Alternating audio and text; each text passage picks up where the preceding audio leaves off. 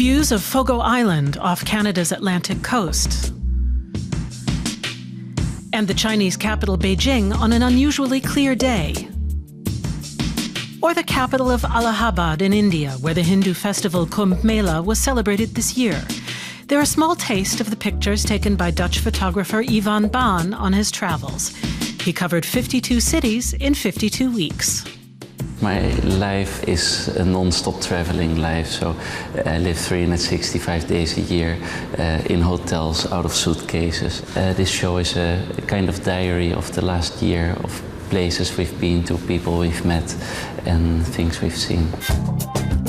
The MARTa Museum in Herford, Germany is presenting the first solo exhibition of the photographer's work.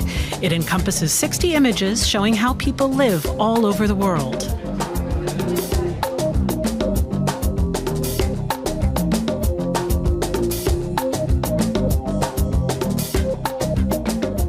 Iwan Baan gives a glimpse of many different habitats.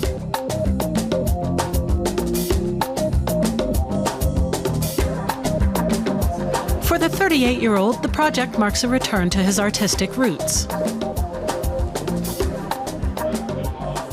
I came from a background doing documentary photography, but I was always interested in space and people, and they're the subjects of my pictures usually, and sort of the architecture happens sort of in a way anyway in the background. It's the place what sort of what brings people together. So for me, people are a very important part of telling these stories. And every picture tells one. Like this photo taken in the Nigerian city of Lagos. It shows a floating school by the architect Kunle Adeyemi. It's a pilot project designed to promote alternative living spaces in a region prone to flooding.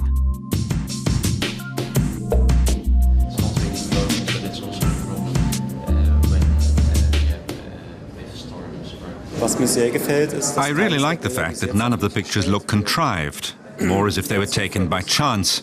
Despite that, they're very precise, very expressive.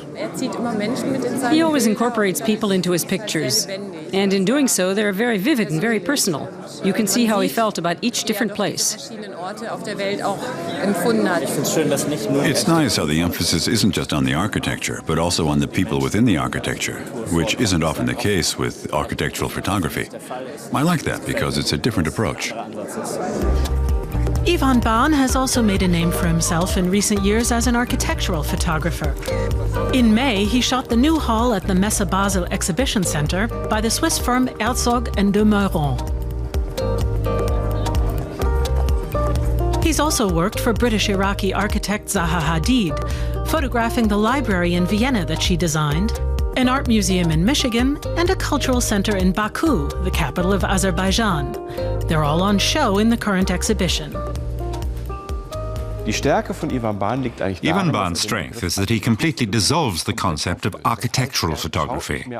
That means he doesn't concentrate on iconic buildings, but he focuses on how we humans shape living spaces. I think that's what's special about him, that he operates with an incredible love of people and places, and attention to detail, combined with a friendly distance and a critical eye. Iwan Baan is a big fan of aerial shots, which allow him to get a view of the bigger picture, like these images of the grounds of the Vitra Museum in Weil am Rhein. In October 2012, following Hurricane Sandy, the lights went out in Manhattan and New York. This photo was taken from a helicopter under difficult conditions, and New York Magazine ran it as its cover. To get that kind of bird's eye perspective, it shows to me also where a project is. For me, it's very important always to find places which are very specific for a specific region, for a specific architect, for specific circumstances. And so all these places are very much linked to a specific context and a setting, and that's important for me to photograph. The exhibition in the MARTa Museum in Herford runs until February 16th. Meanwhile, Iwan Baan continues his travels. A new project takes him to Iraq in a few weeks, another destination to be laid bare by his unique scrutiny.